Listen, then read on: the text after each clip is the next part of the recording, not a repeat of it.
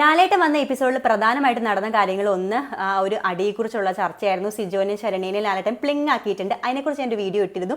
അതുപോലെ തന്നെ റസ്മിനെ ക്യാപ്റ്റൻ ആക്കാൻ വേണ്ടി കളിച്ച ബിഗ് ബോസ് അതിനെക്കുറിച്ചിട്ട് ഒരു വീഡിയോ ഇട്ടിരുന്നു. പിന്നെ നടന്ന കുറച്ച് അല്ലറ ചില്ലറ കാര്യങ്ങളിൽ ഒന്നാണ് ഡെൻ റൂമിന് വൃത്തിയില്ലാന്ന് ലാലേട്ടൻ പറഞ്ഞു. അപ്പോൾ അൻസിബയും നമ്മുടെ ജിൻഡോയും ജാസ്മിനുമാണ് ആ റൂമിലുള്ളത്. അപ്പോൾ ചാടി എഴുന്നേറ്റിട്ട് അൻസിബ പറയുന്നുണ്ട്, എൻ്റെ ബെഡിൽ ഞാൻ ബെഡ്ഷീറ്റ് എടുത്ത് വയ്ക്കുന്നതാണ്, എൻ്റെ ബെഡ്ഷീറ്റ് മാത്രമേ അവിടെ ഉള്ളൂ, കൂടുതൽ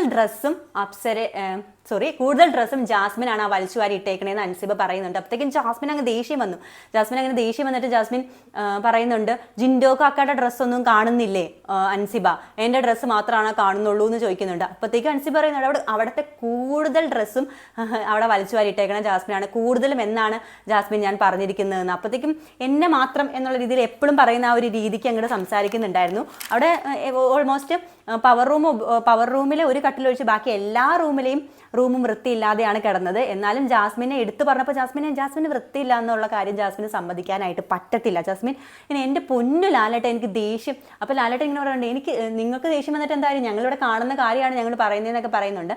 എന്തൊക്കെ കാര്യങ്ങളാണ് ജാസ്മിൻ്റെ വൃത്തിയില്ലായ്മയെക്കുറിച്ച് കാണിക്കുന്നത്? കുളിക്കാത്ത കാര്യം, അതൊക്കെ പേഴ്സണൽ കാര്യമായിക്കോട്ടെ, പോട്ടെ. പിന്നെ ഓരോരോ വീഡിയോസ് അതിനെക്കുറിച്ച് ഞാൻ പറയുന്നില്ല. പിന്നെ കഴിഞ്ഞ ദിവസം ഒരു ടിഷ്യൂ അടുക്കളയിലോട്ട് വേസ്റ്റ് ബിന്നിലേക്ക് എറിയുന്നുണ്ടായിരുന്നു, എന്നിട്ട് താഴെ പോയിട്ട് പോലും എടുത്ത് വെക്കുന്നുണ്ടായിരുന്നില്ല. പിന്നെ ആ ഒരു ചായയുടെ കാര്യം, അതൊന്നും അക്സെപ്റ്റ്, ചെരുപ്പിടാതെ നടക്കുന്ന കാര്യം ബാത്റൂമിൽ. പിന്നെ ലാലേട്ടൻ നൈസായിട്ട് ഇങ്ങനെ പറയുന്നുണ്ട്, ഇതൊക്കെ നമ്മൾ വീട്ടിൽ നിന്ന് പഠിക്കണതാണ്, വീട്ടുകാർ നമ്മളെ പഠിപ്പിക്കണമെന്ന് നൈസായിട്ട് ജാസ്മിൻ പറഞ്ഞിട്ടുണ്ട്. അപ്പം ജാസ്മിൻ്റെ ഹൈജീനെ കുറിച്ച് ചർച്ചയില്ലാത്ത ഒരു വീക്ക് ഇല്ല എന്നുള്ള രീതിയായിട്ട് മാറിയിട്ടുണ്ട്.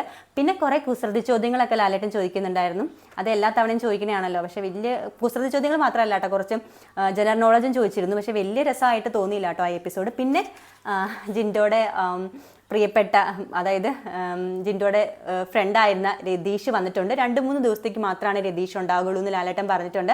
അപ്പം മത്സരിക്കാൻ വന്നതല്ല, കുറച്ച് എൻ്റർടൈനിങ് ആക്കാൻ വേണ്ടിയിട്ട് വന്നതാണ്. അപ്പോൾ രതീഷ് ഒരു പാട്ടൊക്കെ പാടുന്നുണ്ടായിരുന്നു തൃശ്ശൂരിനെ കുറിച്ചിട്ടുള്ള, അതൊക്കെ നല്ല രസമായിട്ടുണ്ടായിരുന്നു. പിന്നെ രതീഷ് വന്നത് ആരും എക്സ്പെക്റ്റ് ചെയ്തില്ല, രതീഷാന്ന് വിചാരിച്ചില്ല. പകരം സുരേഷ് മേനോനാണ് വന്നതെന്നാണ് ഭൂരിഭാഗം ആളുകളും വിചാരിച്ചത്. പിന്നെ വലിയ നടന്ന കാര്യം എന്ന് പറയുന്നത് വലിയ രസമുള്ള എപ്പിസോഡൊന്നും അല്ലായിരുന്നു, ഒരു മാസം എപ്പിസോഡൊന്നും അല്ലായിരുന്നു. വലിയ കാര്യമായിട്ട് ആരെയും കുടഞ്ഞിട്ടൊന്നുമില്ല, നൈസായിട്ട് ന്യൂട്രലായിട്ട് ലാലേട്ടൻ നിൽക്കായിരുന്നു. അപ്പോൾ മറ്റൊരു വീഡിയോ ആയിട്ട് കാണുന്നവരേക്കും ബൈ ഫ്രം വർഷ.